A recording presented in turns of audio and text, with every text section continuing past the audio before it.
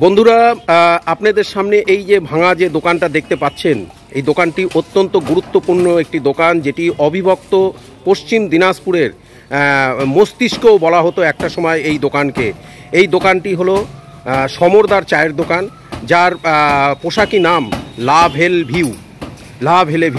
যে level view এই চায়ের আড্ডায় বাংলার খ্যাতনামা ব্যক্তিত্বরা তারা এই চায়ের দোকানে এসে চা খেয়ে গিয়েছেন। ভিডিওটি ভালো লাগলে অবশ্যই লাইক করবেন এবং সেই সঙ্গে চ্যানেলটি সাবস্ক্রাইব করবেন এবং পাশে থাকা বেল আইকনটি অ্যাক্টিভেট করবেন।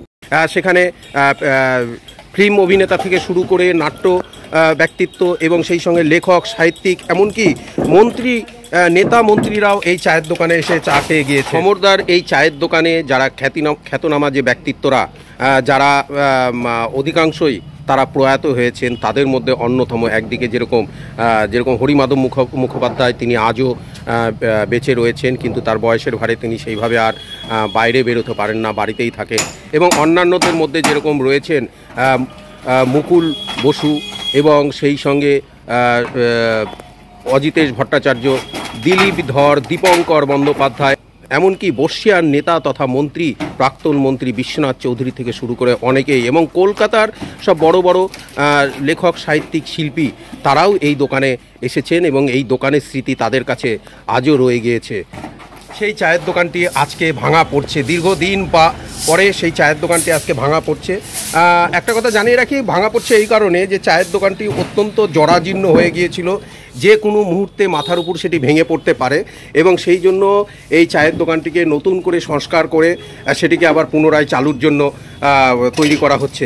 এই যে দেখুন চায়ের দোকানটি ছিল, এই যে টালির চালা, এই টালির চালা, যেটি আমরা বলতে পারি যে এই মুহূর্তে বিশেষ করে বালুরঘাট শহরে একমাত্র এই টালির চালার দোকান ছিল, যে দোকানটি আজকে ভেঙে ফেলা হচ্ছে এবং এরপর সেটিকে টিন দিয়ে সেটিকে আবার নতুন করে গড়ে তোলা হবে।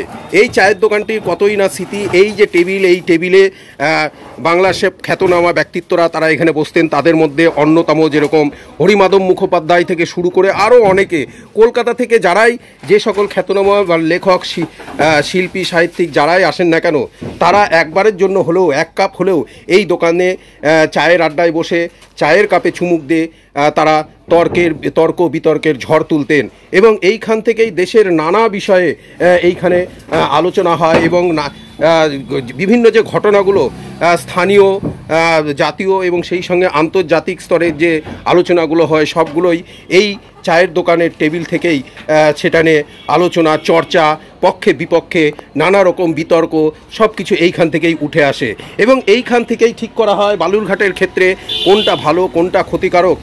সেটা নিয়েও এই দোকান থেকেই সিদ্ধান্ত নিয়ে চেতনা মঞ্চ নামক একটি মঞ্চের সদস্যরা সেটি নিয়ে তারা ঝাঁপিয়ে পড়েন সাধারণ মানুষের স্বার্থে, বালুরঘাটের স্বার্থে এবং তথা দেশের স্বার্থে।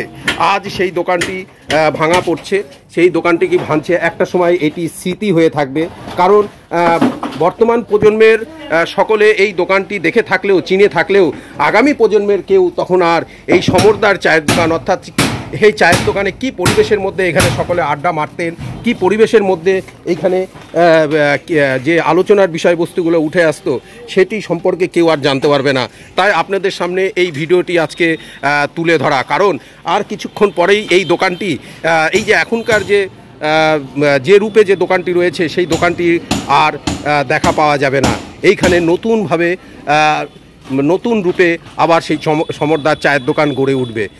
অনেক স্মৃতি এই দোকানটির সাথে জড়িত। আমি জানি এই ভিডিও আমার যারা দেখবেন, যারা চিনতে পারবেন, তারা অনেকেই এই দোকানটির এই ভিডিওটি দেখার পর তারা একটা নস্টালজিক, তারা একটা অনুভূতি মধ্যে পড়বেন।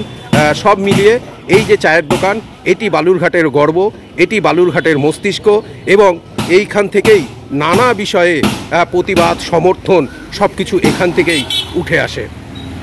প্লিজ ভিডিওটি ভালো লাগলে অবশ্যই লাইক করবেন এবং সেই সঙ্গে চ্যানেলটি সাবস্ক্রাইব করবেন এবং পাশে থাকা বেল আইকনটি অ্যাক্টিভেট করবেন।